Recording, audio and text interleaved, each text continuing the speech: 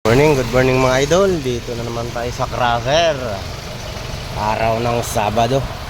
Bibira kami ng 3-port, dalawang 3-port at isang S1.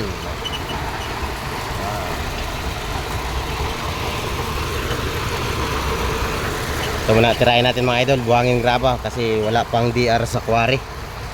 Walang DR kaya bawal pa tayo maghakot doon dahil wala pang permit. Kaya buhangin graba muna ang tirahin natin ngayon mga idol. Yan sa aking mga customer dyan, pasensya na muna, wala tayong panambak ngayon dahil nga walang papel, walang DR. Hindi pa sila nakaringyo. Yan, si Kiyabal pa lang operator.